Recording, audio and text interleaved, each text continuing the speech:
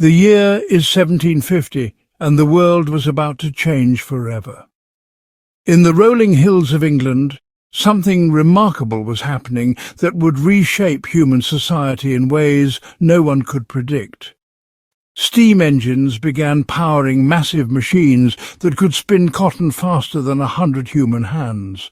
Factories rose like giant monuments along rivers, their tall brick smokestacks reaching toward the sky like fingers grasping for progress. This was the beginning of the Industrial Revolution, a time when humanity learned to harness the power of coal, steam and iron to create wealth on a scale never before imagined. But with this incredible power came terrible problems. In the growing industrial cities of Manchester, Birmingham and London, workers crowded into dark, cramped neighbourhoods where entire families lived in single rooms without windows or proper sanitation. Children as young as 6 years old worked 14 hours a day in dangerous factories, their small fingers perfect for reaching into spinning machines that could easily crush their bones. The air filled with black smoke that turned the sky grey and made people cough until their lungs bled. Rivers ran dark with chemical waste from textile mills and iron foundries. The gap between the wealthy factory owners who lived in grand mansions and the poor workers who lived in slums became so wide it seemed like they belonged to different species. This stark inequality horrified many thoughtful people of the time. They watched as the promise of industrial progress created a world where some lived like kings while others suffered like slaves. These concerned observers included philosophers, religious leaders, social reformers, and even some wealthy factory owners who felt guilty about their success. They asked themselves a crucial question that would define an entire era of human experimentation. If machines could create such incredible wealth, why couldn't human society be redesigned to share that wealth fairly among all people? This question sparked what historians now call the Age of Utopian Experiments, a fascinating period when hundreds of groups tried to build perfect communities based on cooperation rather than competition. The word utopia itself came from the Greek words meaning no place, coined by the English writer Thomas More in 1516 to describe an imaginary perfect society. But the dreamers of the industrial age believed they could make utopia real. They studied the problems of their time with scientific precision and proposed bold solutions that challenged every assumption about how people should live together. Some believed the answer lay in sharing all property equally. Others thought the key was combining physical labour with intellectual work so that farmers could also be philosophers. Still others believed that traditional marriage and family structures were the root of all social problems and experimented with radical new ways of organizing intimate relationships. These experiments were not just abstract ideas debated in university halls.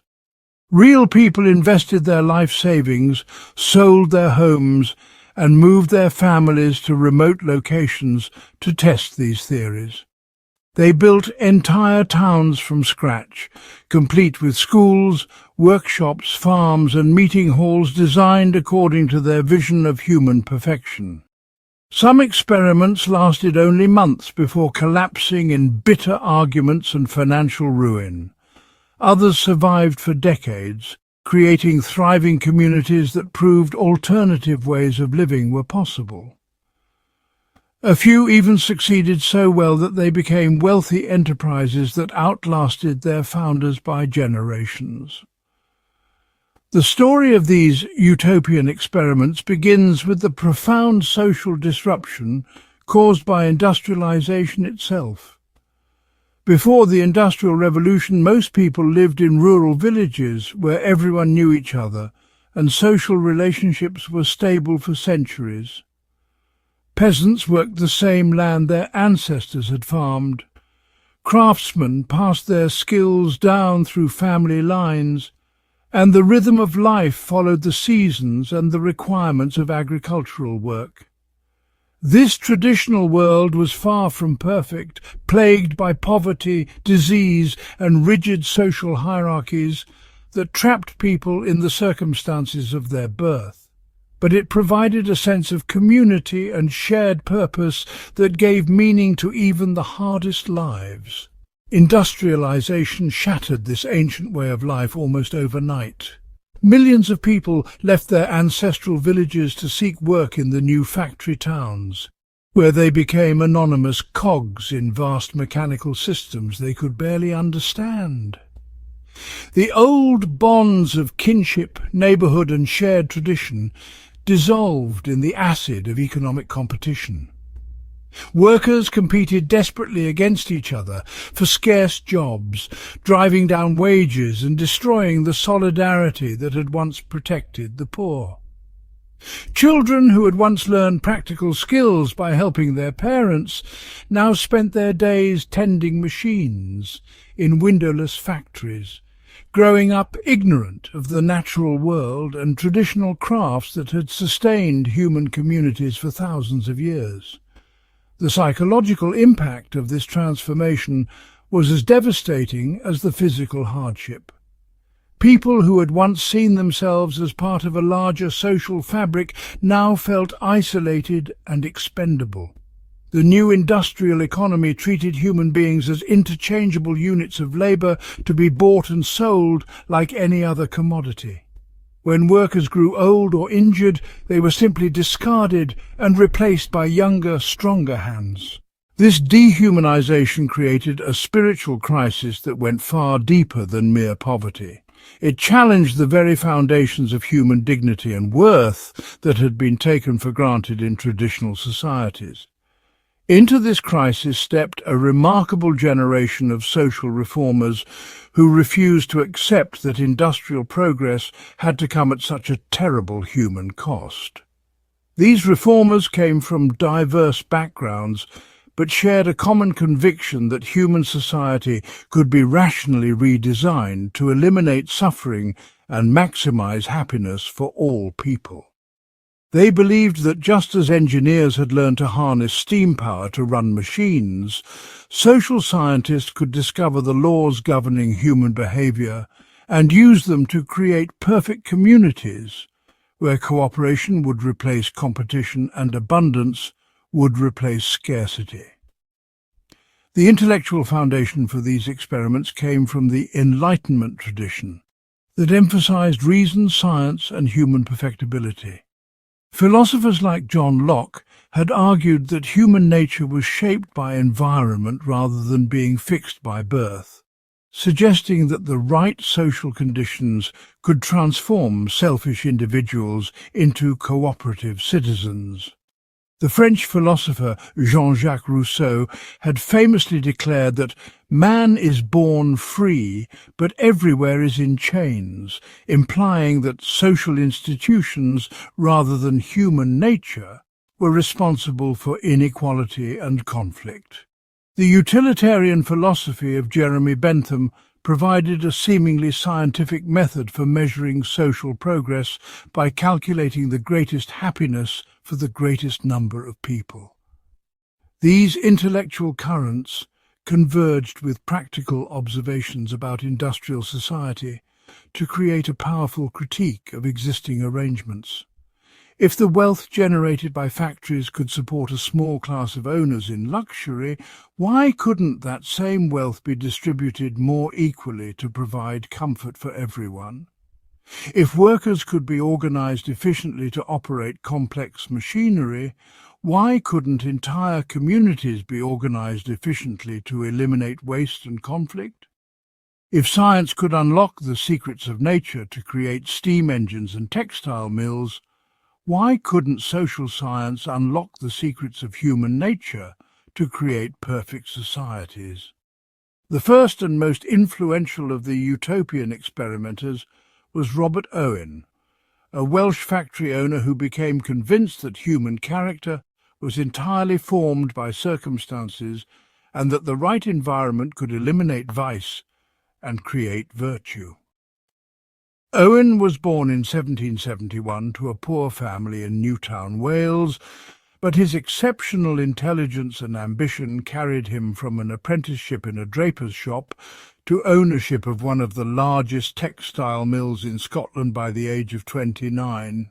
Unlike other factory owners who focused solely on maximising profits, Owen became fascinated by the welfare of his workers and began experimenting with reforms at his mill in New Lanark, Scotland. New Lanark was already famous as a model industrial community when Owen purchased it in 1799, but he transformed it into something unprecedented in the industrial world. He reduced working hours from 14 to 10 per day, refused to employ children under 10 years old, and provided free education for all workers' children in a specially built school that emphasized learning through play rather than harsh discipline. He constructed comfortable housing for his workers with proper sanitation and ventilation, established a company store that sold goods at cost rather than inflated prices, and created recreational facilities where workers could socialize and develop their minds through reading and discussion. The results of Owen's reforms were remarkable by the standards of industrial Britain. Workers at New Lanark enjoyed better health, higher wages, and greater personal dignity than factory workers anywhere else in the country. Productivity actually increased rather than decreased, proving that treating workers humanely was good business as well as moral policy. The community became a tourist destination where visitors from across Europe came to witness Owen's proof that industry and humanity could coexist. Distinguished guests included future kings, leading philosophers, and social reformers who spread word of New Lanark's success throughout the intellectual circles of Europe and America. But Owen's ambitions extended far beyond reforming a single factory. His experiences at New Lanark convinced him that the competitive individualism of capitalist society was the root cause of human misery, and that only a complete transformation of social relationships could create lasting happiness. He developed a comprehensive theory that human character was entirely determined by social environment, meaning that the right conditions could eliminate all forms of vice, conflict, and inequality. He believed that small communities of about 1,200 people living on communally owned land and sharing the fruits of their labour equally could demonstrate the superiority of cooperation over competition and gradually transform the entire world. Owen's opportunity to test these ideas came in 1824, when he purchased 30,000 acres of land in the Indiana wilderness from a German religious sect called the Harmonists. The previous occupants had built the town of Harmony as a self-sufficient community based on their strict religious beliefs, complete with brick buildings, workshops, farms, and even a textile factory. Owen renamed the settlement New Harmony and launched a massive publicity campaign to attract settlers to his social experiment. He published pamphlets, gave lectures throughout the United States, and even addressed both houses of Congress to explain his vision of a new society based on rational principles rather than religious superstition or capitalist exploitation. The response to Owen's call exceeded his wildest expectations. Within months, nearly 1,000 people from across America and Europe had converged on the remote Indiana settlement, eager to participate in creating a perfect society. The settlers included distinguished intellectuals like the geologist William McClure, who brought an entire scientific library and laboratory equipment to establish advanced educational programs. There were skilled craftsmen, experienced farmers, dedicated teachers, and enthusiastic young people who saw New Harmony as their chance to build a better world from the ground up. Owen's plan for New Harmony was breathtakingly ambitious in its scope and detail. He proposed to eliminate private property entirely, with all land, buildings, tools and goods owned collectively by the community.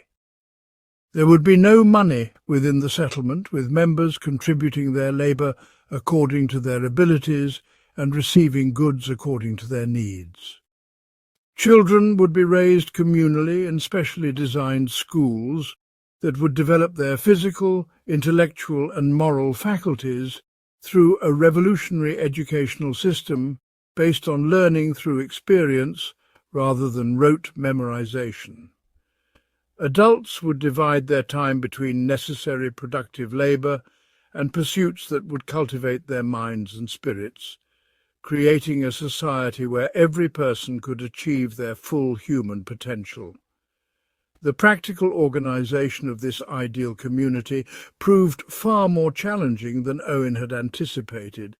The settlers came from vastly different backgrounds and brought conflicting ideas about how the community should operate.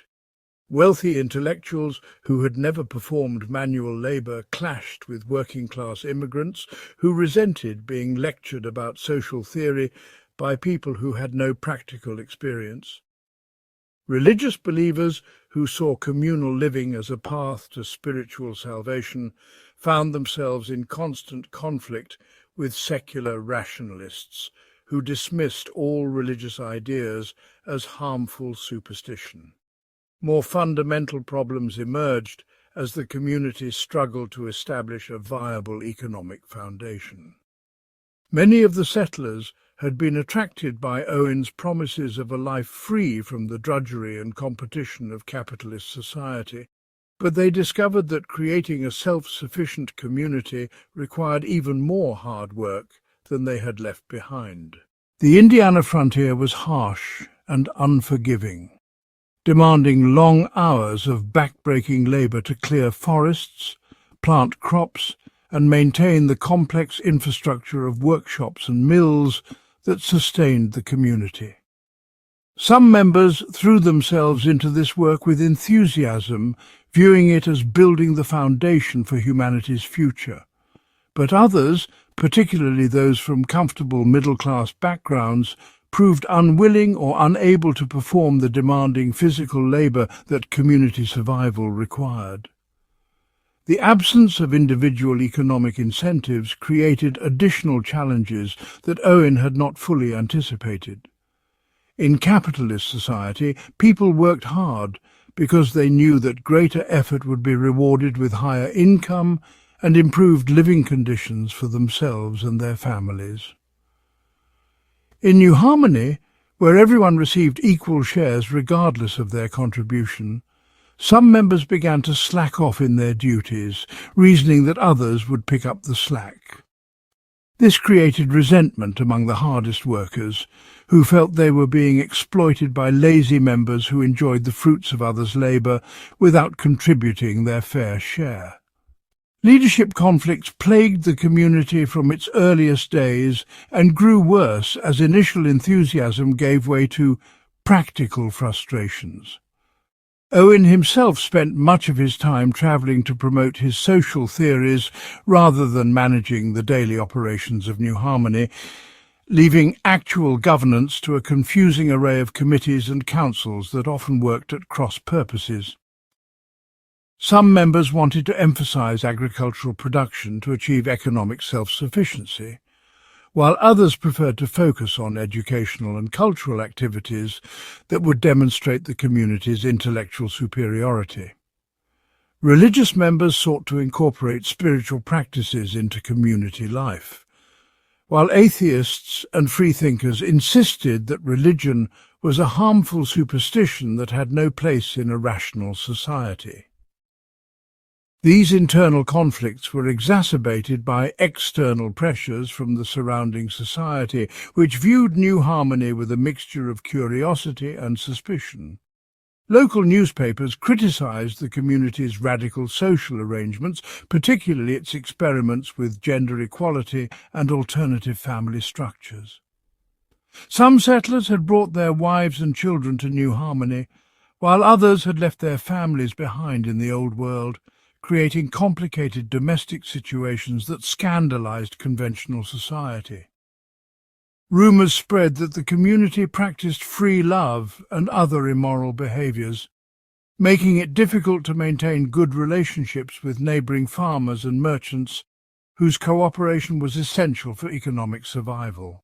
The economic pressures facing New Harmony proved insurmountable despite the intelligence and dedication of many community members. The settlement had inherited substantial infrastructure from the previous German occupants, including farms, workshops, and even a textile mill, but maintaining and operating this complex system required more capital and expertise than the community possessed. Attempts to establish profitable manufacturing enterprises founded on the community's lack of business experience and the competitive disadvantages of trying to sell goods produced by idealistic amateurs in markets dominated by ruthless capitalist enterprises. Agricultural production suffered from the members' unfamiliarity with Indiana's soil and climate conditions, as well as the disruption caused by constant arrivals and departures of settlers who had unrealistic expectations about community life. By 1827, just 2 years after its founding, New Harmony was clearly failing as a social experiment. Owen's personal fortune, which he had invested heavily in purchasing land and supporting the community during its start-up phase, was nearly exhausted. Many of the most capable and committed members had grown frustrated with the chaos and conflict and left to establish their own smaller communities or return to conventional society. Those who remained were often the least productive members who had nowhere else to go, creating a downward spiral that made recovery impossible. The final blow came when Owen attempted to reorganize New Harmony by dividing it into smaller sub-communities with different focuses and leadership structures. This well-intentioned effort to address the community's management problems only created additional confusion and conflict, as members quarreled over which group they should join and how resources should be divided among the different settlements. By 1828, Owen admitted defeat and sold off most of the New Harmony property to individual settlers, marking the end of America's most famous utopian experiment. Despite its ultimate failure, New Harmony had a profound impact on American social thought and inspired dozens of similar experiments throughout the 19th century. Owen's ideas about education were particularly influential, demonstrating that children could learn more effectively through hands-on experience and creative play than through the harsh discipline and rote memorization that dominated conventional schools. Several of New Harmony's teachers went on to establish progressive schools throughout the Midwest that incorporated Owen's pedagogical innovations. The community's experiments with gender equality and women's rights also influenced the emerging feminist movement, providing practical examples of how women could participate fully in economic and intellectual life when given equal opportunities. The lessons learned from New Harmony's failure were as important as its successes in shaping future utopian experiments. Later, communities paid more attention to careful member selection, ensuring that potential settlers had realistic expectations and necessary skills before being admitted. They developed more sophisticated governance structures that balanced democratic participation with effective leadership. Most importantly, they recognized that successful intentional communities required not just good intentions and noble ideals, but also practical business skills and sufficient capital to survive the inevitable challenges of establishing alternative social arrangements in a hostile economic environment. While Owen was conducting his grand experiment in Indiana, other reformers were pursuing different approaches to creating perfect societies. In Massachusetts, a group of intellectual and literary figures influenced by the transcendentalist philosophy of Ralph Waldo Emerson established Brook Farm in 1841 as an attempt to combine manual labour with intellectual pursuits. The community was founded by George Ripley, a Unitarian minister who believed that the division of society into mental and manual workers was artificial and harmful to human development. He envisioned a community where scholars would spend part of each day performing agricultural or craft work, while farmers and artisans would have time for reading, writing, and philosophical discussion. Brook Farm attracted some of the most distinguished minds of 19th century America, including the writer Nathaniel Hawthorne, who later drew on his experiences there in writing his novel The Blithedale Romance. The community established an innovative school that emphasized learning through experience and creative expression rather than competitive examination, attracting students from wealthy families throughout New England who were dissatisfied with conventional education. The Brook Farmers, as they called themselves, organized elaborate cultural events including concerts, lectures and theatrical performances that made their community a center of intellectual life in the Boston area. The social arrangements at Brook Farm were less radical than those at New Harmony, reflecting the more conservative backgrounds of its educated middle-class members. Private property was not entirely eliminated, though members were expected to contribute their labour to communal enterprises and share in the community's profits according to a complex system that balanced individual effort with collective welfare. Marriage and family relationships remained largely conventional, though women were given more equality in decision-making and economic participation than was typical in mainstream society. Brook Farm's economic foundation rested on a combination of agriculture, education and small-scale manufacturing that its intellectual founders believed would provide both material security and meaningful work for all members. The community operated a successful school that generated substantial tuition revenue from wealthy Boston families, while also maintaining farms and workshops that produced goods for local markets.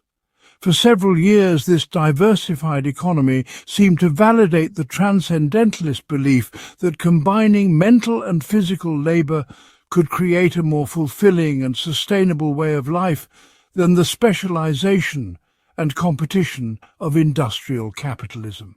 However, Brook Farm faced many of the same challenges that had doomed New Harmony, along with additional problems stemming from its members' lack of practical business experience. The intellectual founders of the community had romantic ideas about the dignity of manual labor, but little understanding of the hard economic realities facing small agricultural and manufacturing enterprises in competitive markets. Their workshops produced beautiful handicrafts that reflected their aesthetic ideals, but could not compete economically with machine-made goods from large factories. Their farming operations, managed by city dwellers who learned agricultural techniques from books rather than experience, struggled to achieve the productivity necessary to support the entire community. The most serious blow to Brook Farm came in 1846, when a fire destroyed the community's main building just as it was nearing completion.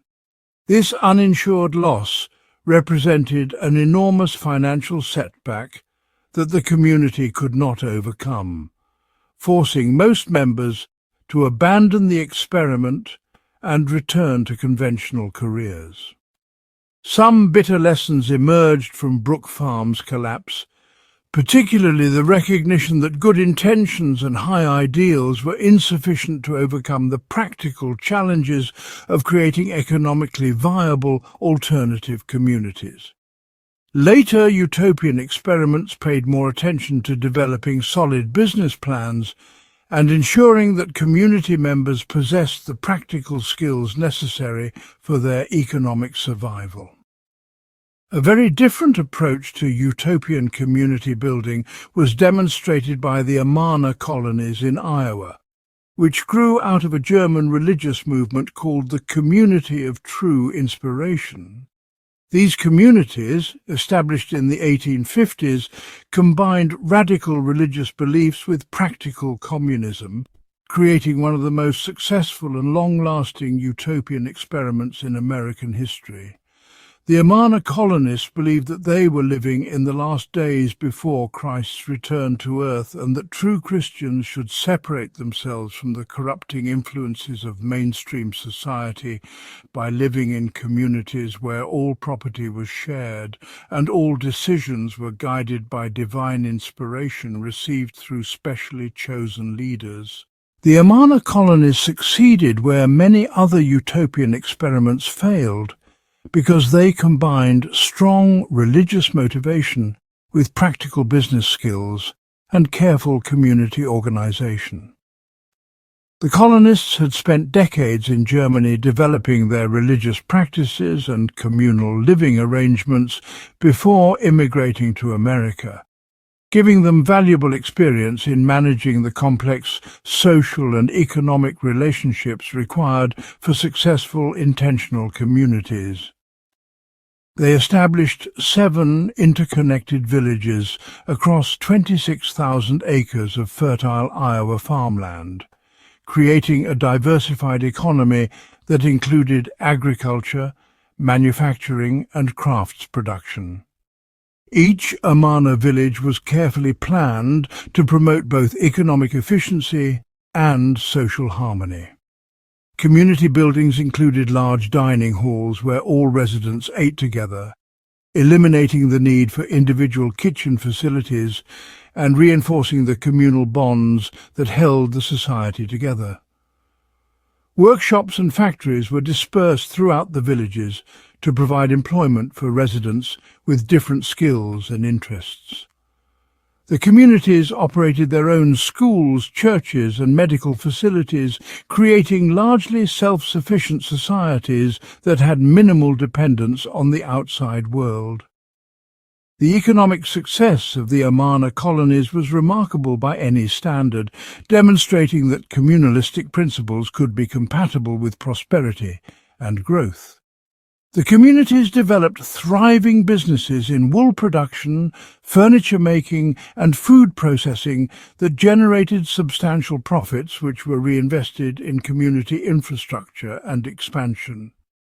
Their products became famous throughout the Midwest for their quality and craftsmanship, creating brand recognition that allowed them to command premium prices in competitive markets. By the 1870s, the Amana colonies had become wealthy enough to weather economic downturns that bankrupted many conventional businesses and communities. The social organization of the Amana colonies was based on a complex hierarchy that balanced religious authority with practical governance needs. Spiritual leaders called inspirationists received divine revelations that guided major community decisions, while elected trustees handled day-to-day administration and business operations. All property belonged to the community as a whole, but individual families lived in private apartments and maintained personal relationships that provided emotional security and social stability. Children were raised by their parents, but educated in community schools that emphasized both practical skills and religious instruction. Gender relationships in the Amana colonies reflected their conservative religious beliefs, with traditional roles for men and women largely maintained, despite the communal economic arrangements. Women participated in community decision-making and were valued for their contributions to agricultural and craft production. but they were not considered equal to men in spiritual or administrative authority. Marriage was encouraged, but regulated by community leaders who sought to ensure that romantic relationships would strengthen rather than disrupt social harmony. The longevity of the Amana colonies, which survived as communal societies until 1932, demonstrated that successful utopian experiments required more than just innovative social theories or noble ideals. The colonists succeeded because they combined strong shared beliefs that motivated personal sacrifice with practical skills in business management and community organization. They also benefited from their geographic isolation in rural Iowa, which protected them from many of the external pressures that had destroyed other utopian communities while providing access to markets for their products. Perhaps the most radical and controversial of all 19th-century utopian experiments was the Oneida community in New York, established in 1848 by John Humphrey Noyes, a charismatic religious leader who believed that Christ's second coming had already occurred, and that true Christians could achieve moral perfection in their earthly lives.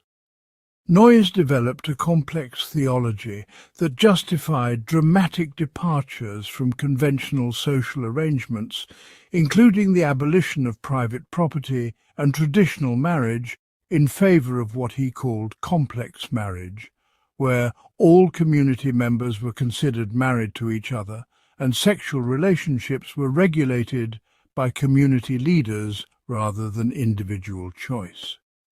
The Oneida community's sexual arrangements shocked mainstream American society and generated enormous controversy that persisted throughout the community's 30-year existence. Noyes taught that exclusive romantic attachments were selfish and harmful to community unity, arguing that sharing sexual partners would eliminate jealousy and promote universal love among community members.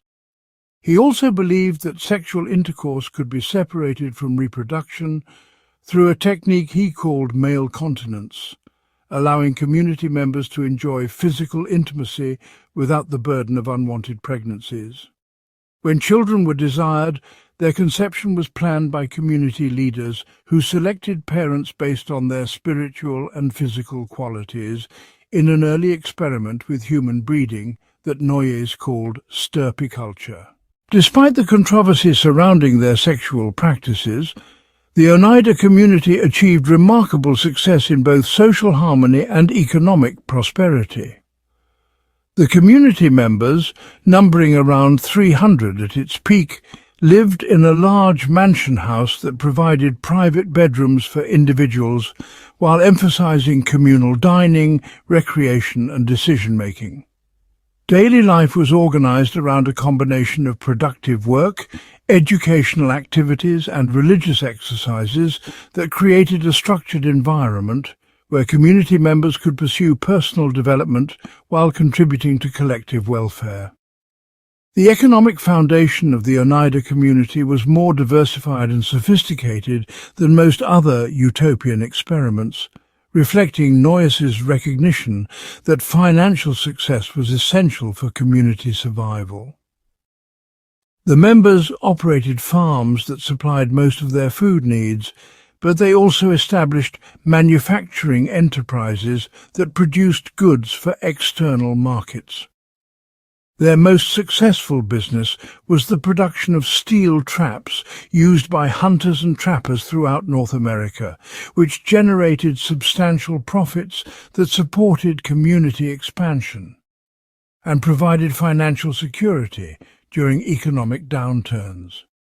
The Oneida community's approach to child-rearing was as radical as their sexual arrangements and attracted almost as much external criticism. Children lived separately from their parents in a special section of the community mansion, where they were raised collectively by designated caretakers who emphasized character development and practical education over academic achievement. Parents were discouraged from forming exclusive emotional attachments to their biological children, as Noyes believed that such special relationships undermined the universal love that should bind all community members together. The community's educational system combined practical training with intellectual development in ways that anticipated many later innovations in progressive education. Children learned through hands-on experience in community workshops and farms, while also receiving instruction in literature, science and philosophy from educated community members. The system produced remarkably capable adults who were skilled in multiple areas and deeply committed to community values, though critics argued that it also created individuals who were poorly prepared for life in mainstream society. Internal tensions within the Oneida community grew during the 1870s as younger members began to question Noyes' authority and the community's unconventional social arrangements. Some members wanted to abandon complex marriage in favor of traditional monogamous relationships, while others sought greater individual freedom in career choices and personal expression. External pressures also intensified as mainstream religious groups organized campaigns to expose and suppress what they viewed as immoral and un-Christian practices. The final crisis came in 1879 when local authorities threatened to prosecute Noyes for adultery and other crimes related to the community's sexual practices. Rather than face imprisonment, Noyes fled to Canada, leaving the community without its charismatic leader and primary source of ideological guidance. The remaining members voted to abandon complex marriage and reorganize as a joint stock company that would distribute community property among individual shareholders while maintaining some collective enterprises. The transformation of the Oneida community into Oneida Limited, a conventional business corporation, marked the end of one of the most successful utopian experiments in American history. The company continued to prosper as a manufacturer of silverware and other products, eventually becoming a major American corporation that survived well into the 21st century. However, its success as a business enterprise could not compensate for the loss of the radical social vision that had originally motivated its founders. The legacy of these industrial-age utopian experiments extends far beyond their immediate successes and failures, influencing subsequent efforts to create alternative social arrangements and providing valuable insights into the possibilities and limitations of intentional community building. Many of the ideas pioneered in these communities, including progressive education, gender equality, profit sharing, and cooperative ownership, were eventually adopted by mainstream society through labor unions, political reforms, and social movements that drew inspiration from utopian precedents. The experiments also revealed fundamental tensions between individual freedom and collective welfare that continue to challenge community organizers and social reformers. The most successful communities, like the Amana colonies, combined strong shared beliefs with practical business skills and effective governance structures, while the failures often resulted from unrealistic expectations, inadequate leadership, or insufficient attention to economic sustainability. Perhaps most importantly, these utopian experiments demonstrated that alternative ways of organizing human society were possible, even if they were difficult to sustain over long periods.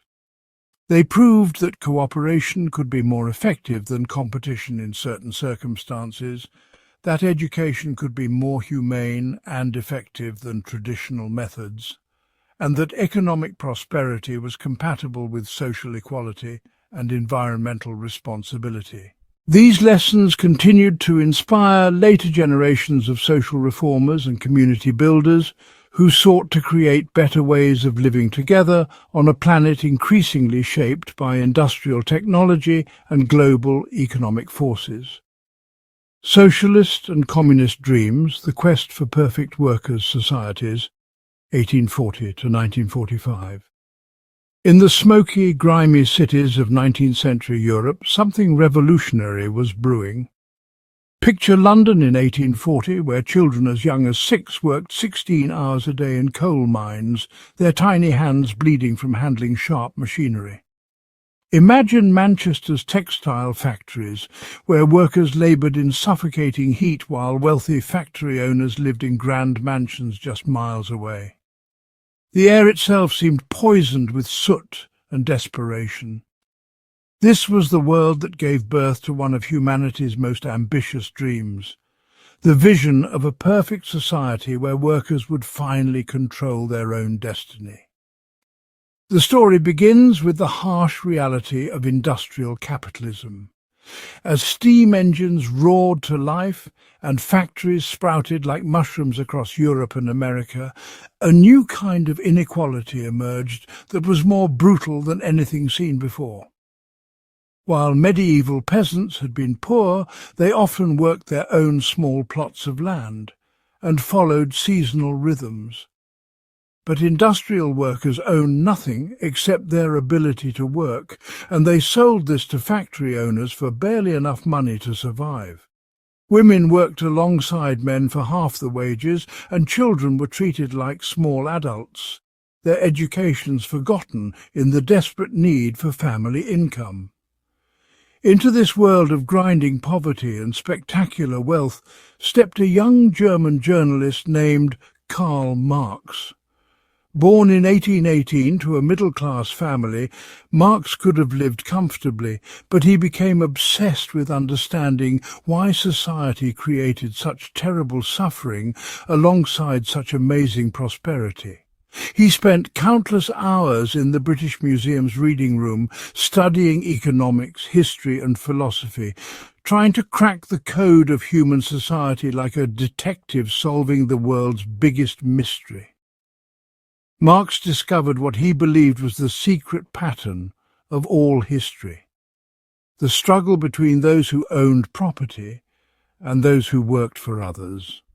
In ancient times it was masters against slaves. In medieval times it was lords against serfs. In his own time it was capitalists against workers. But Marx saw something different about his era. Unlike previous oppressed groups, industrial workers were concentrated in cities, could communicate with each other, and were essential to the entire economy. If they stopped working, everything would grind to a halt. Working alongside his lifelong friend Friedrich Engels, who had witnessed factory conditions firsthand while managing his family's textile business in Manchester, Marx developed a complete theory of how society worked and how it could be transformed. In 1848, as revolutions erupted across Europe, they published a short but explosive booklet called The Communist Manifesto.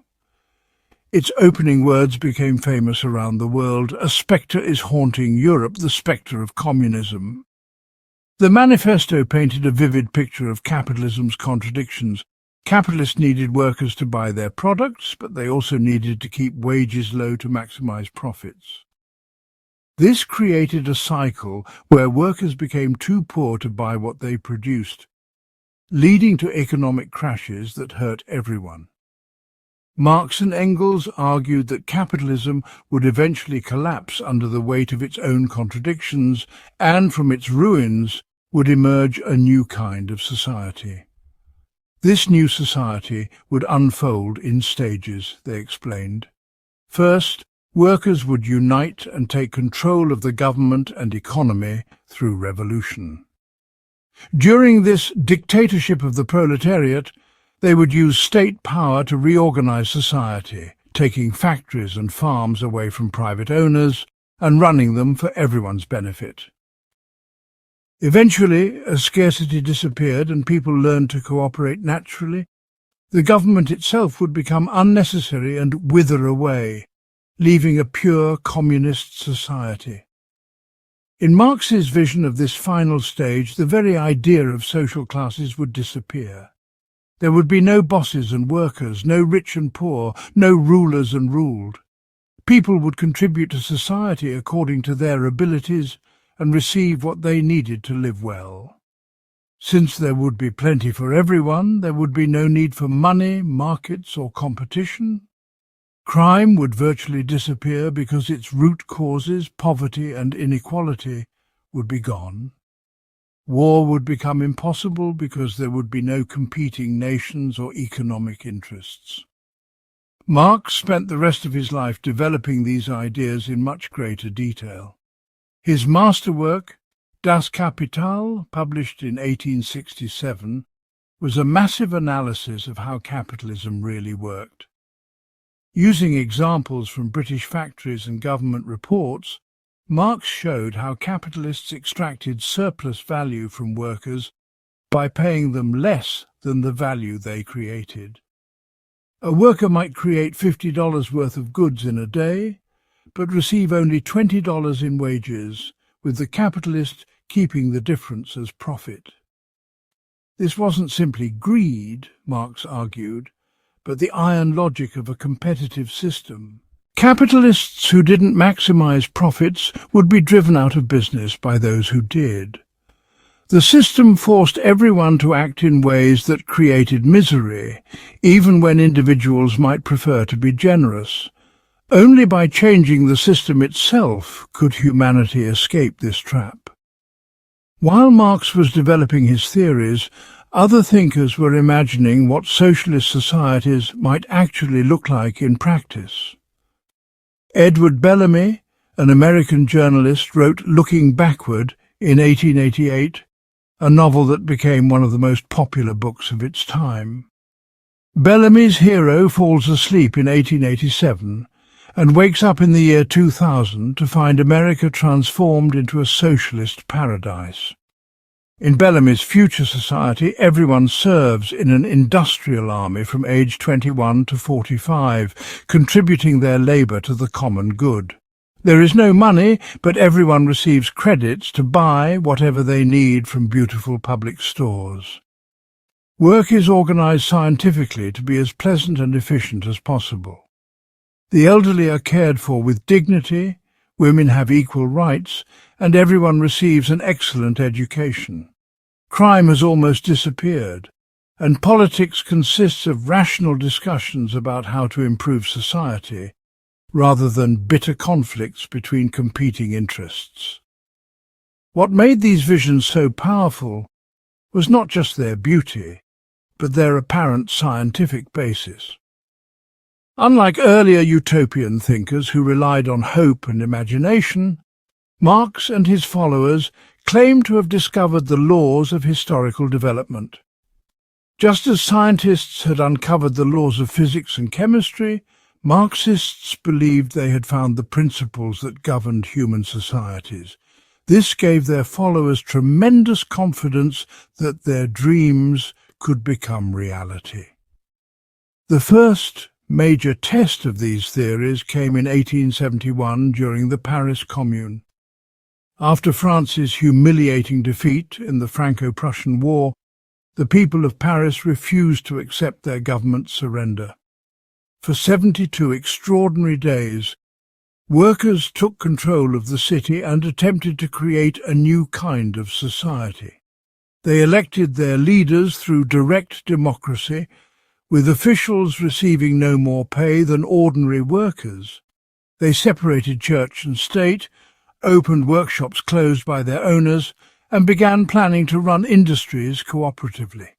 The Commune's brief existence became legendary among socialists worldwide.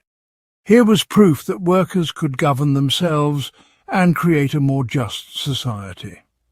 Women played prominent roles in the Commune's government and defence, suggesting that socialist revolution would bring gender equality as well as economic justice.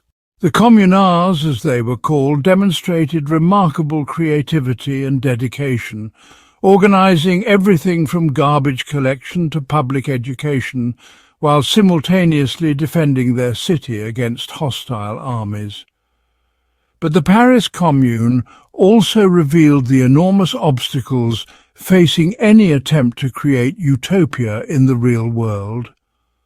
The Commune was completely surrounded by enemies: the Prussian army that had conquered the rest of France, and the French government that desperately wanted to crush this embarrassing rebellion. Cut off from outside resources and facing constant military pressure, the communards had little opportunity to build the new society they envisioned.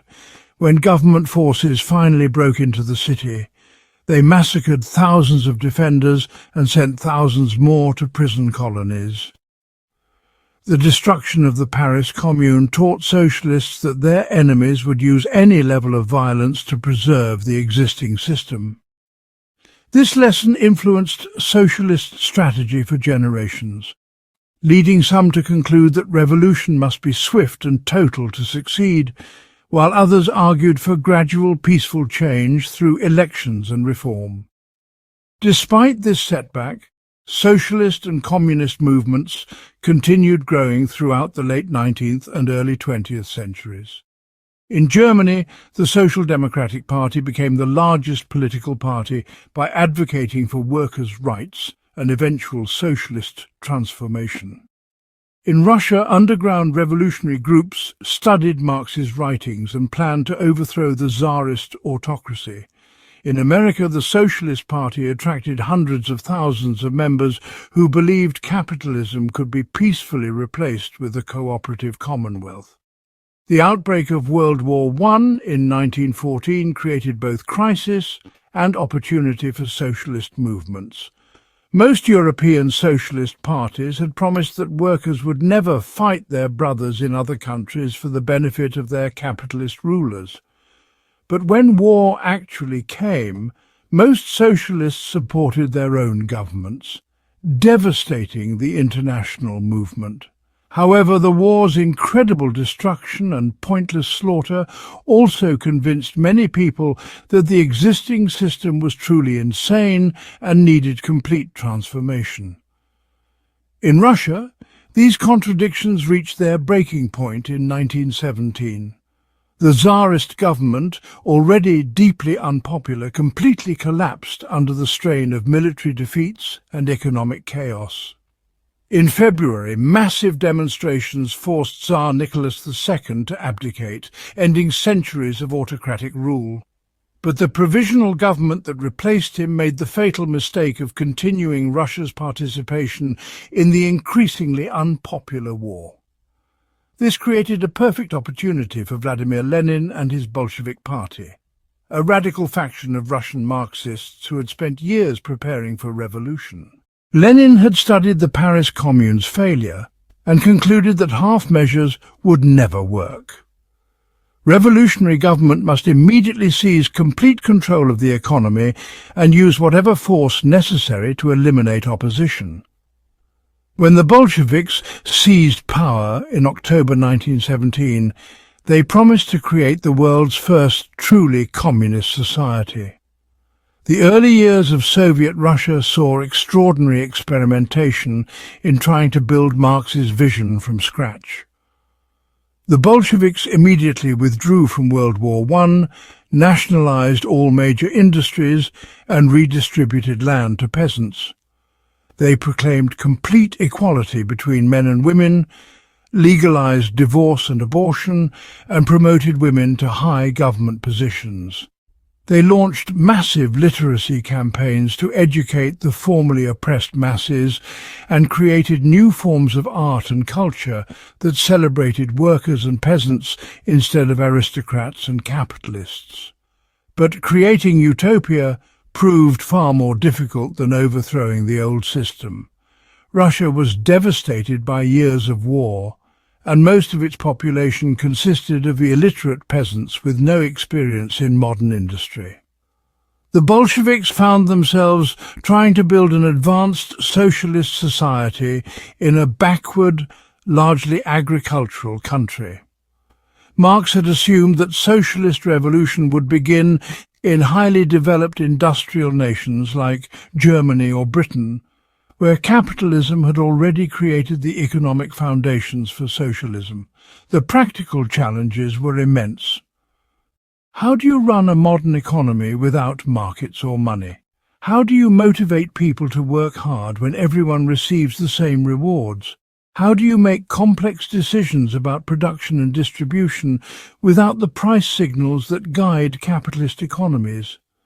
The Bolsheviks tried various approaches, from allowing some private trade to implementing complete state control, but none seemed to work smoothly. These economic difficulties were compounded by political opposition. Most of Russia's educated classes, military officers and wealthy peasants opposed the Bolshevik Revolution and often actively fought against it.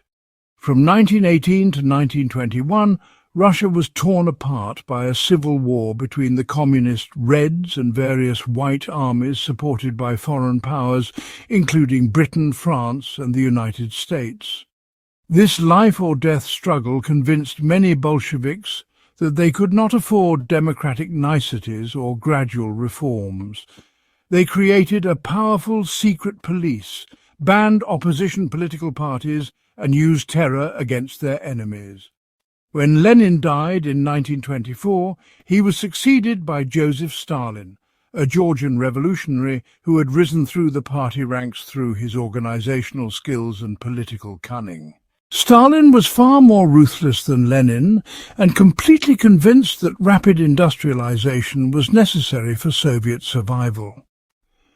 He launched a series of 5-year plans designed to transform the Soviet Union from an agricultural nation into a modern industrial powerhouse in record time. Stalin's approach to building socialism was brutally simple. The state would control everything and use whatever methods necessary to achieve rapid economic growth. Millions of peasants were forced off their individual farms and onto large collective farms that could supposedly use modern methods more efficiently.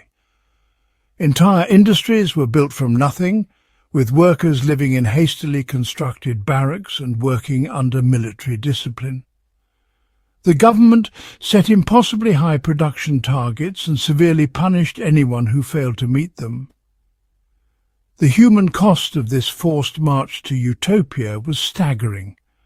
Stalin's collectivization of agriculture led directly to a famine that killed millions of people, particularly in Ukraine, where peasant resistance was strongest. The government continued exporting grain even as people starved, prioritizing industrial development over human life.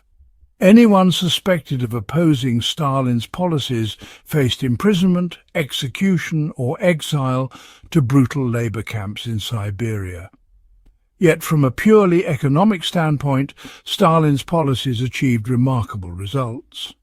The Soviet Union did become a major industrial power, capable of producing steel, electricity and machinery on a massive scale.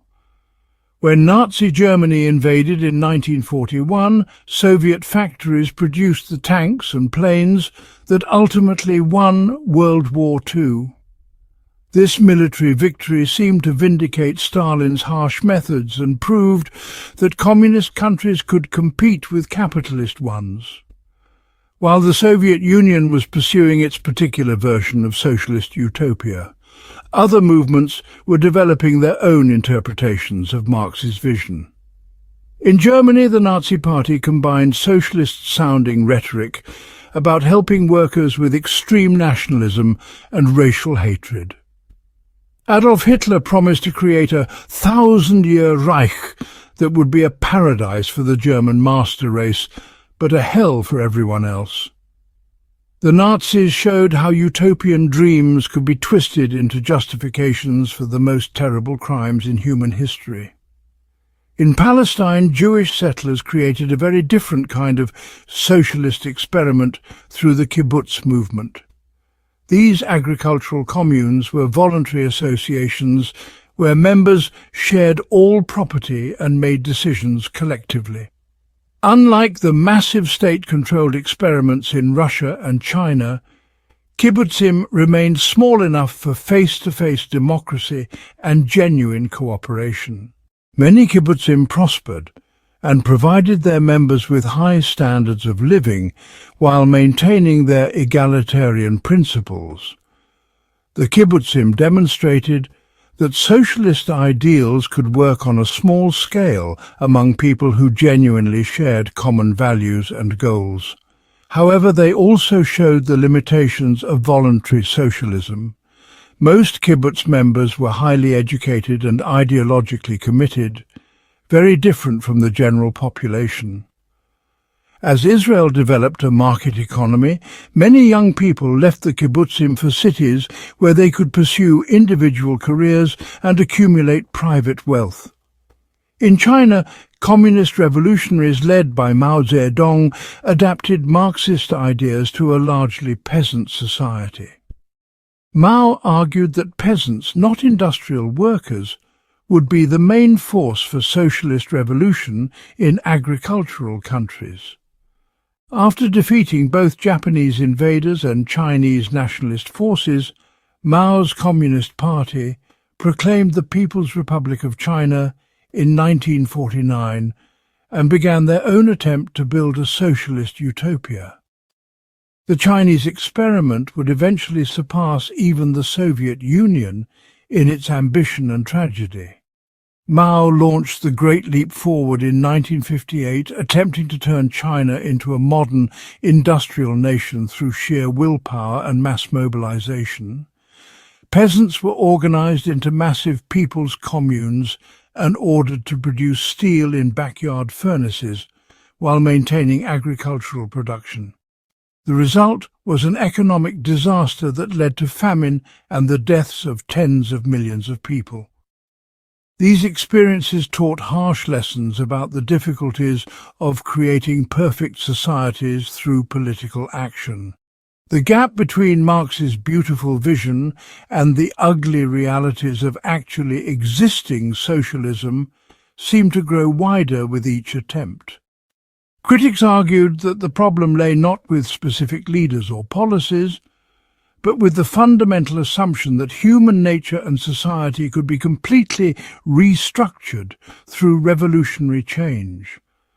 Supporters of socialism responded that these early experiments were taking place under impossibly difficult conditions. Russia and China were backward, largely illiterate societies surrounded by hostile capitalist powers. They had to build socialism while simultaneously defending themselves against foreign intervention and internal sabotage. Under such circumstances, it was hardly surprising that socialist governments resorted to authoritarian methods and made terrible mistakes. The debate over whether socialism could work and what kind of socialism was desirable continued throughout the 20th century and beyond. Some socialists concluded that gradual democratic reform was preferable to revolution. Others maintained that only complete transformation of the economic system could eliminate capitalism's fundamental injustices. Still others argued for decentralized, voluntary forms of socialism that would avoid the dangers of concentrated state power. What remained constant throughout all these experiments and debates was the underlying dream that had inspired Marx and his followers. The vision of a society where human beings could develop their full potential without exploitation or oppression.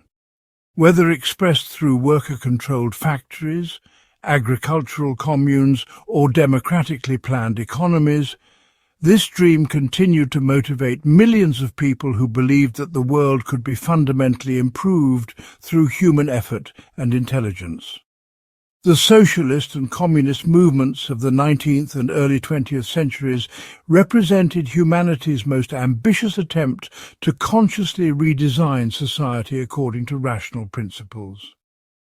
Their successes and failures provide essential lessons about both the possibilities and the dangers of utopian thinking. They showed that existing social arrangements are not inevitable and can be changed through organized human action.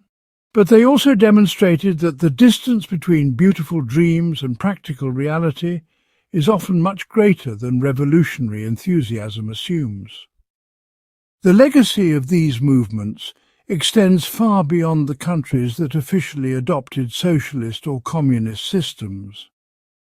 Ideas about workers' rights, economic equality, and social justice that originated in socialist thought became part of mainstream political discourse throughout the world. Even in capitalist countries, labour unions, social security systems and progressive taxation represented partial victories for socialist principles.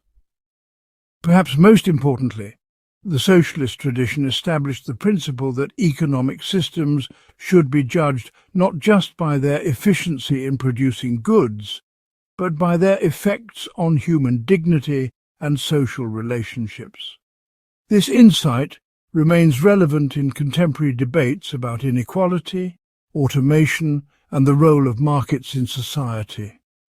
While few people today expect to create perfect socialist utopias, the questions raised by Marx and his followers about how to organize economic life fairly and sustainably continue to challenge each new generation.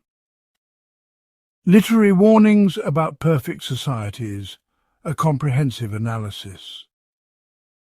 The early 20th century witnessed a remarkable transformation in how humanity understood the concept of perfect societies. What began as hopeful dreams of creating ideal communities gradually evolved into profound warnings about the dangers lurking within utopian aspirations.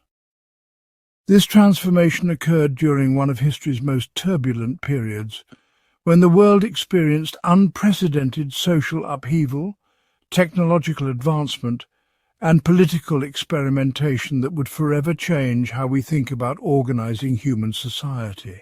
By the 1920s, the world had already witnessed the devastating consequences of World War I, which shattered many people's faith in progress and civilization. Simultaneously, the Russian Revolution had created the world's first communist state, promising to build a workers' paradise, but already showing signs of authoritarian control. In this context, writers and intellectuals began to question whether attempts to create perfect societies might actually lead to their opposite, dystopian nightmares where individual freedom disappeared in pursuit of collective happiness. The literary movement that emerged during this period represents one of the most important intellectual developments of the modern era. Writers began crafting fictional worlds that served as warnings about what could happen when governments or societies pursued perfection too aggressively. These stories became prophetic, accurately predicting many features of the totalitarian regimes that would dominate the middle decades of the 20th century. Yevgeny Zamyatin stands as the pioneer of this literary revolution. In 1921, this Russian author published We, which became the first major dystopian novel in world literature. Zamyatin had lived through the Russian Revolution and witnessed firsthand how revolutionary ideals could transform into oppressive control. His novel depicted a future society called the One State, where citizens were known only by numbers and letters rather than names, where glass buildings eliminated privacy, and where mathematical precision governed every aspect of human life. The story of We follows D503, a mathematician and spacecraft engineer who begins to develop individual consciousness and falls in love, both forbidden in his society. The One State maintains control through constant surveillance, scheduled activities, and the elimination of individual desires. Citizens must apply for permits to have sexual relationships, creative expression is banned, and anyone showing signs of individual thought undergoes a surgical procedure to remove their imagination. Zamyatin's genius lay in recognizing that future tyrannies would not necessarily rely on crude violence alone, but could use technology, psychology, and social engineering to control people more subtly and effectively. The one state in we maintains power not primarily through fear, but by convincing citizens that individual freedom is dangerous and that collective happiness requires individual sacrifice. This insight proved remarkably prescient, as totalitarian movements throughout the century would use similar arguments to justify their control. The novel's impact extended far beyond its immediate literary merit. Despite being banned in the Soviet Union, we influenced a generation of writers who would develop the dystopian genre further. Most notably, both Aldous Huxley and George Orwell acknowledged their debt to Zamyatin's pioneering work, and many of the themes Zamyatin introduced would appear in later dystopian classics. Aldous Huxley took the dystopian genre in a different direction with his 1932 masterpiece Brave New World. While Zamyatin had imagined a society controlled through surveillance and regimentation, Huxley envisioned a world where people were controlled through pleasure and conditioning rather than pain and fear. This distinction proved crucial because Huxley recognized that future tyrannies might be more effective if they made people happy rather than terrorizing them into submission. The world state in Brave New World achieves stability through several interconnected systems. Citizens are created in laboratories and conditioned from birth to accept their predetermined social roles. Society is divided into castes, ranging from the intelligent alphas at the top to the simple-minded epsilons at the bottom, with each group engineered and conditioned to be content with their position.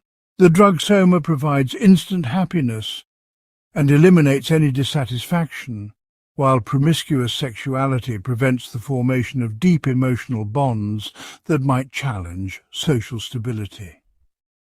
Huxley's protagonist, Bernard Marx, begins to question this system when he visits a savage reservation where people still live according to older human customs, including monogamous relationships, religious beliefs, and natural birth. When Bernard brings back a savage named John to the world state, the contrast between natural human emotions and conditioned happiness becomes stark.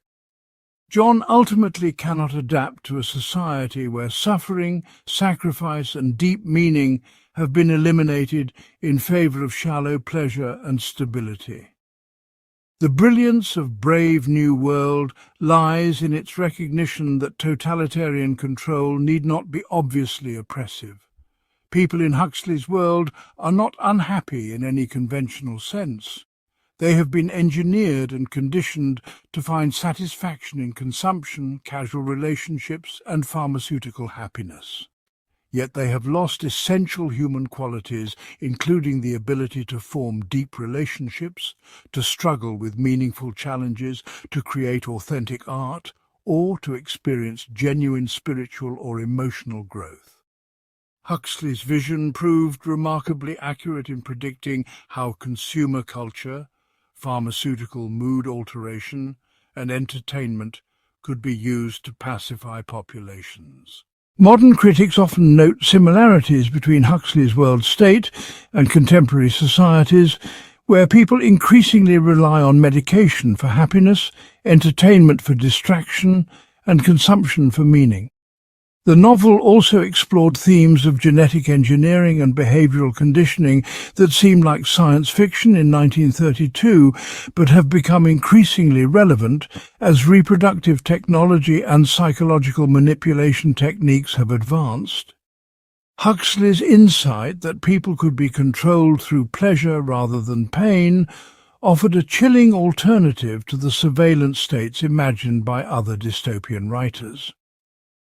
George Orwell's 1984, published in 1949, represents perhaps the most influential dystopian novel ever written. Orwell had witnessed the rise of fascism and communism, had fought in the Spanish Civil War, and had observed how totalitarian movements used propaganda, surveillance and violence to maintain power.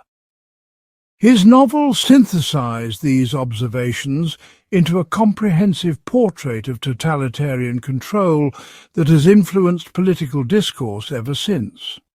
The world of 1984 inches is divided into three superstates constantly at war with each other, though the wars may be largely fictional. Oceania, where protagonist Winston Smith lives, is controlled by the party under the leadership of Big Brother, whose face appears on posters everywhere with the slogan "Big Brother is watching you." The party maintains control through multiple mechanisms that work together to eliminate any possibility of rebellion or independent thought. Surveillance forms the backbone of party control. Telescreens in every room monitor citizens constantly, while the thought police investigate anyone suspected of thought crime, which includes any mental opposition to party doctrine. Children are encouraged to inform on their parents, and citizens monitor each other for signs of disloyalty. This creates an atmosphere where genuine privacy becomes impossible and authentic relationships extremely dangerous. The party also controls information and history through the Ministry of Truth, where Winston works rewriting historical records to match current party doctrine. When the party changes its position on any issue, all historical evidence of previous positions is destroyed or altered, making it impossible for citizens to remember or prove that the party has ever been wrong. This process, called doublethink, requires citizens to accept contradictory beliefs simultaneously and to forget that they have ever believed anything different. Language itself becomes a tool of control through Newspeak, a simplified version of English designed to eliminate words and concepts that could be used to express opposition to the party. As the party's linguist Syme explains to Winston, the goal is to make thought crime literally impossible because people will lack the vocabulary to conceive of opposing ideas. This represents one of Orwell's most brilliant insights, that controlling language can control thought itself. The party's control extends to sexuality and emotion as well. Sexual pleasure is discouraged because it creates loyalties outside the party, and marriage is primarily for reproduction rather than love. The party encourages citizens to channel their emotions into hatred of external enemies during the 2 minutes hate and worship of Big Brother during public ceremonies. Love, friendship and family bonds are all potential threats to party loyalty. Winston's rebellion against this system begins with his secret love affair with Julia, a young woman who works for the Ministry of Truth. Their relationship represents the persistence of human connection even under totalitarian control, but it also demonstrates the party's ultimate power. When they are eventually captured, Winston is tortured in room 101, where he faces his greatest fear until he betrays Julia to save himself. The novel ends with Winston's complete psychological surrender to the party, genuinely loving Big Brother after his spirit has been entirely broken. Orwell's genius lay in showing how totalitarian systems could use technology, psychology and social pressure to reshape human nature itself. Unlike earlier tyrannies that merely demanded external compliance, the party in 1984 inches requires citizens to genuinely believe in constantly changing party doctrine and to love their oppressors. This level of control seemed impossible when Orwell wrote the novel, but subsequent totalitarian regimes have used many of the techniques he described. The novel's influence on political language has been enormous. Terms like Big Brother, thought crime, doublethink and Orwellian have entered common usage to describe authoritarian practices.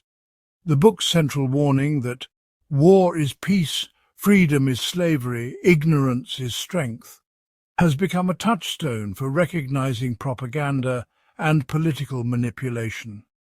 Ray Bradbury's Fahrenheit 451, published in 1953, focused on a specific aspect of dystopian control: censorship and the destruction of knowledge. While Orwell and Huxley had created comprehensive totalitarian societies, Bradbury concentrated on what happens when a society voluntarily abandons reading and critical thinking in favor of passive entertainment and conformity. The novel's protagonist, Guy Montag, works as a fireman in a future society where firemen start fires rather than extinguish them, specifically burning books which have been banned. The title refers to the temperature at which book paper ignites. Montag initially takes pride in his work, believing that books cause unhappiness and social discord by presenting challenging ideas and uncomfortable truths. Bradbury's society maintains control not through surveillance or conditioning, but through the elimination of complex ideas and the promotion of mindless entertainment. Citizens spend their time watching enormous television screens that fill entire walls, participating in interactive shows that give them the illusion of involvement while keeping them passive. Physical speed and constant stimulation replace contemplation and reflection, while standardized education produces conformist thinking. The turning point for Montag comes when he meets Clarisse McClellan, a teenage girl who asks him whether he is happy and encourages him to notice details about the natural world that he has never considered. When Montag's wife attempts suicide through a sleeping pill overdose, technicians who treat her approach the incident with casual indifference, suggesting that such attempts are common in their society despite its apparent prosperity and contentment. Montag begins secretly reading books he was supposed to burn, discovering that they contain the accumulated wisdom and experiences of humanity. He learns that books preserve not just information, but different ways of thinking and feeling that have been lost in his society. When his activities are discovered, Montag must flee to a community of outcasts who have memorized entire books to preserve them for future generations. Bradbury's novel proved remarkably prescient in predicting how electronic media could replace reading and how societies might voluntarily abandon complex literature in favour of simplified entertainment. The book's warning about the dangers of censorship resonated particularly strongly during the 1950s, when McCarthyism and Cold War fears led to widespread book banning and intellectual suppression in the United States.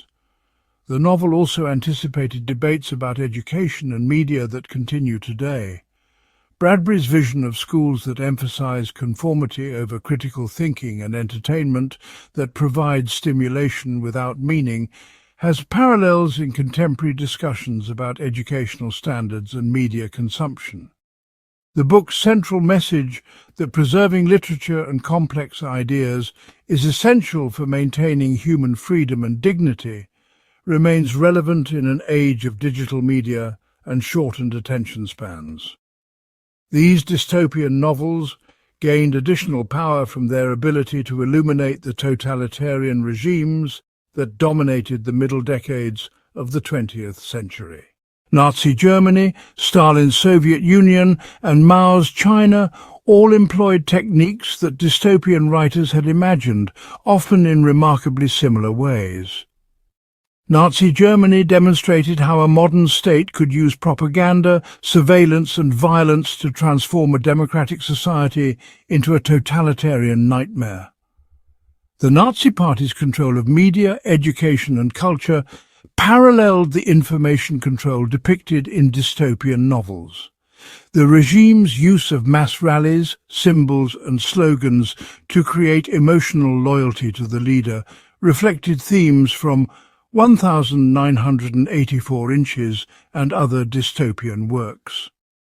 The Nazi emphasis on racial purity and genetic superiority echoed the biological determinism of Brave New World, while their book-burning campaigns directly paralleled Fahrenheit 451.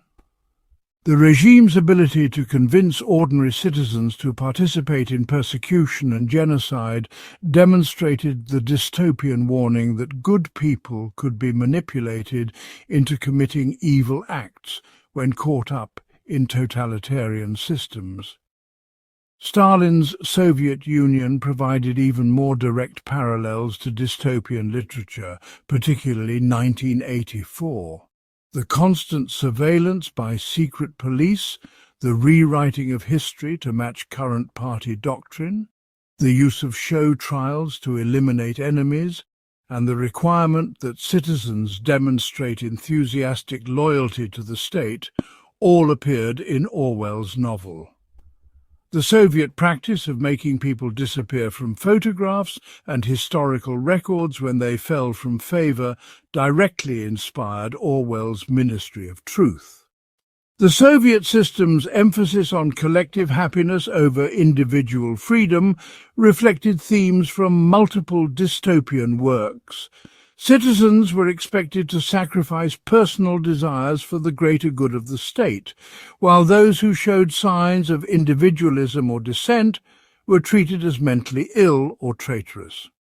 The gap between official propaganda about worker paradise and the reality of poverty and oppression demonstrated how utopian ideals could justify terrible conditions. Mao's China during the Cultural Revolution provided additional examples of dystopian practices in real life. The use of young people to inform on their parents and teachers, the destruction of traditional culture and literature, the mass rallies where citizens were required to demonstrate loyalty, and the constant indoctrination through political education all reflected themes from dystopian literature. The effectiveness of these dystopian novels in predicting and illuminating totalitarian practices gave them enormous influence on political thought and public understanding of authoritarianism. They provided vocabulary and concepts that helped people recognize and resist authoritarian tendencies in their own societies. Following World War II, the world entered a new phase of utopian experimentation that reflected lessons learned from both the literary warnings and the historical experiences of totalitarianism. Rather than attempting to create perfect societies on a national scale, post-war utopian movements focused on smaller, more limited communities where voluntary participation and democratic decision-making could prevent the authoritarian tendencies that had plagued earlier experiments. The Israeli kibbutz movement represented one of the most successful examples of this new approach to utopian community building. Beginning in the early 20th century but reaching its peak in the decades following World War II, the kibbutz movement created over 200 agricultural communes throughout Israel, where members shared property, labor, and decision-making according to socialist principles. The kibbutz model differed from earlier utopian experiments in several crucial ways. First, participation was entirely voluntary, with members free to leave at any time. Second, decision-making occurred through direct democracy, with all major choices made by consensus or majority vote rather than by appointed leaders. Third, the communities maintained strong connections to the broader society rather than isolating themselves from outside influences. Life in a typical kibbutz involved shared ownership of all property except personal items, collective child-rearing in children's houses, communal dining in shared facilities, and work assignments made according to community needs and individual abilities. Members received equal shares of community resources regardless of their specific contributions, embodying the socialist principle from each according to ability to each according to need. The success of the kibbutz movement demonstrated that communal living could work under specific conditions. The communities proved economically viable, often becoming prosperous through innovative agricultural techniques and light manufacturing. They provided high-quality education and healthcare for their members, maintained strong democratic traditions, and created strong social bonds that sustained them through difficult periods. However, the kibbutz movement also revealed the limitations of utopian experiments. Many young people raised in kibbutzim chose to leave for conventional careers in cities, finding communal life restrictive despite its benefits. Economic pressures from the broader market economy forced many kibbutzim to modify their collective principles, allowing private property and individual enterprises. By the end of the 20th century, most kibbutzim had evolved into more conventional communities, while maintaining some collective elements. The American countercultural movement of the 1960s produced another wave of utopian experimentation, as young people sought alternatives to what they viewed as a materialistic, warlike, and spiritually empty mainstream society. Thousands of communes were established throughout the United States, most attempting to create communities based on peace, environmental harmony, spiritual growth, and cooperative economics. The farm in Tennessee, established in 1971, became one of the largest and most enduring of these experiments. Founded by Stephen Gaskin and about 300 followers who had participated in his spiritual teachings in San Francisco, the farm grew to house over 1,750 people at its peak in the early 1980s. The community embraced vegetarianism, pacifism, environmental sustainability, and shared economics, while maintaining strong spiritual practices based on a mixture of Christianity, Buddhism, and Native American traditions. Life at the farm involved shared ownership of property and resources, collective child-rearing, communal work projects, and regular spiritual gatherings. The community supported itself through various enterprises including farming, construction, publishing, and midwifery services. Members contributed all their earnings to the community and received housing, food, healthcare, and other necessities in return. The farm's approach to community building incorporated lessons from earlier utopian failures.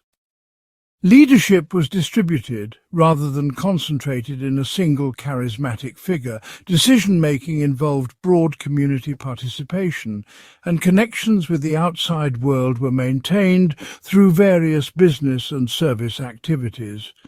The community also emphasized practical skills and economic sustainability rather than relying solely on ideological commitment.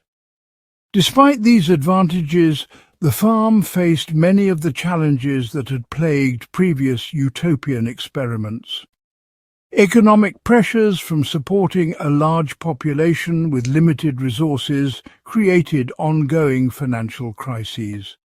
Personality conflicts and disagreements over community direction led to periodic tensions and departures. The demanding lifestyle of shared resources and collective decision-making proved exhausting for many members. During the 1980s, the farm underwent a major reorganization that transformed it from a purely communal society to a more conventional cooperative community. Members were allowed to own private property and pursue individual careers while maintaining some shared resources and collective activities. This change allowed the community to survive and continue to the present day with about 200 residents, though it represented a significant departure from the original utopian vision. Auroville in India represents another significant post-war utopian experiment that has achieved remarkable longevity while maintaining its founding ideals. Established in 1968 by Mira Alfassa, known as the Mother, As a practical application of the spiritual philosophy of Sri Aurobindo, Auroville was conceived as an international community where people from all nations could live together in harmony while pursuing spiritual evolution and sustainable development. The vision for Auroville emphasized human unity, environmental harmony, and the development of human consciousness beyond current limitations. Rather than focusing primarily on economic or political arrangements like earlier utopian experiments, Auroville prioritized spiritual and psychological transformation as the foundation for creating a better society. The community's governance structure reflects this emphasis on consciousness development. Rather than traditional democratic voting or hierarchical authority, Auroville attempts to make decisions through a process called collaboration that seeks to discern the community's deeper wisdom through meditation, discussion, and intuitive consensus. This approach has created both remarkable achievements and ongoing challenges as the community struggles to balance individual freedom with collective needs. Auroville's physical development has embodied its spiritual ideals through innovative architecture, sustainable technology, and ecological restoration. The community has pioneered techniques in renewable energy, organic agriculture, water conservation, and reforestation that have influenced environmental practices throughout India and beyond. The central Matrimandir, a golden sphere intended for meditation and spiritual practice, symbolizes the community's aspiration towards higher consciousness. The international character of Auroville, with residents from over 60 countries, has created both opportunities and challenges. The diversity of cultural backgrounds and spiritual practices has enriched community life, while also creating ongoing tensions over values, lifestyle, and development priorities. The community's relationship with the surrounding Tamil population has evolved from initial mistrust to increasing cooperation and mutual benefit. After more than 50 years of existence, Auroville has demonstrated that utopian communities can survive and adapt while maintaining their founding vision. The community has faced numerous crises, including financial difficulties, governance disputes, and external pressures, but has continued to attract new residents and visitors seeking alternatives to conventional society. Its influence has extended far beyond its physical boundaries through educational programs, publications, and examples of sustainable living practices. The behavioral science approach to creating perfect societies found its most articulate advocate in B.F. Skinner, whose 1971 book, Beyond Freedom and Dignity, argued that human behavior could be scientifically modified to eliminate social problems and create genuine happiness. Unlike earlier utopian thinkers who had focused on changing social structures or spiritual practices, Skinner proposed using psychological principles to shape human behavior directly. Skinner's vision drew on decades of research in behavioral psychology, particularly his work with operant conditioning that demonstrated how behavior could be modified through carefully designed rewards and punishments. He argued that concepts like individual freedom and personal dignity were illusions that prevented society from using scientific methods to solve human problems. Instead of relying on punishment, coercion, or moral appeals, Skinner proposed creating environments that would naturally encourage desirable behaviors while discouraging harmful ones. The practical application of Skinner's ideas could be seen in various experimental communities and educational programs that used behavioral principles to promote cooperation, learning, and social harmony. Token economies in schools and institutions, carefully designed reward systems in workplaces, and community programs that reinforced positive behaviors all reflected Skinner's approach to social engineering. However, Skinner's proposals also generated intense controversy and criticism. Critics argued that his approach to human behavior was mechanistic and dehumanizing, reducing people to stimulus-response mechanisms without acknowledging consciousness, creativity, or moral agency. The dystopian implications of Skinner's vision seemed obvious to many who had read Brave New World and other warnings about societies that prioritize control over freedom. The debate over Skinner's ideas reflected broader tensions in post-war society about the appropriate relationship between individual liberty and collective welfare.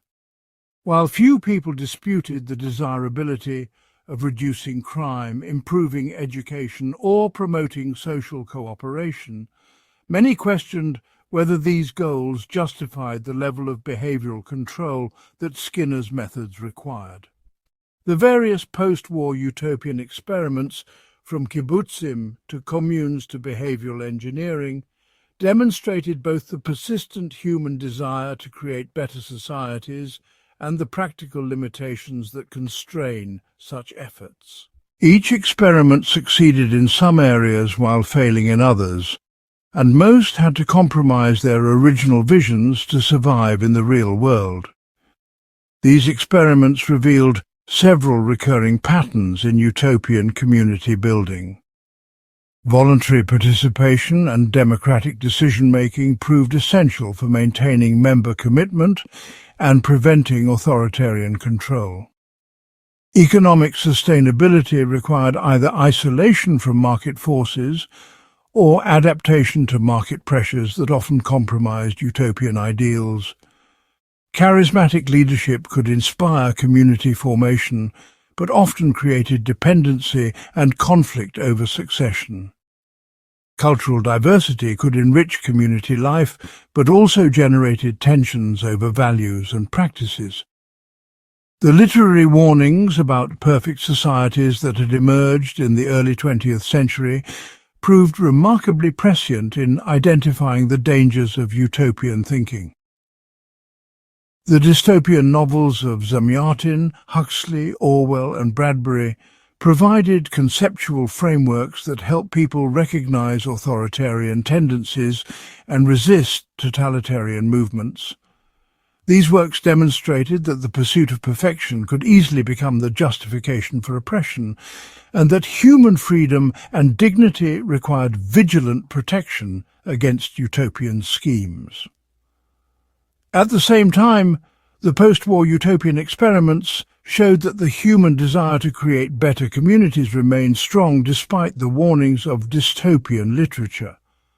The partial successes of communities like the kibbutzim, the farm and Oroville demonstrated that cooperative living and alternative social arrangements could work under certain conditions, even if they could not achieve the perfection their founders envisioned.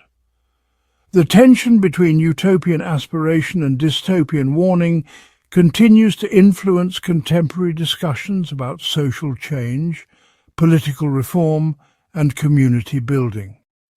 Modern movements for environmental sustainability, social justice, and technological transformation all face the challenge of pursuing positive change while avoiding the authoritarian tendencies that dystopian literature identified as inherent in utopian thinking. The legacy of this period reminds us that human societies are complex systems that resist simple solutions, that individual freedom and collective welfare must be carefully balanced, and that the pursuit of perfection requires constant vigilance against the corrupting influence of power. The stories of both utopian failures and dystopian warnings serve as essential guides for anyone seeking to improve human society while preserving the values that make life worth living.